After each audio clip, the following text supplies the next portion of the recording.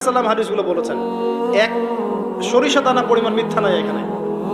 এখান থেকে বলতে যাচ্ছিলাম, দোয়া কবুলের অন্যতম একটা উপায় হচ্ছে আপনি কোনো ভালো কাজ করেন গোপনে, যেটা আল্লাহ ছাড়া কেউ জানে না, ওর ওসিলা করে আপনি আল্লাহর কাছে যান, দোয়া কবুল হবে ইনশাআল্লাহ।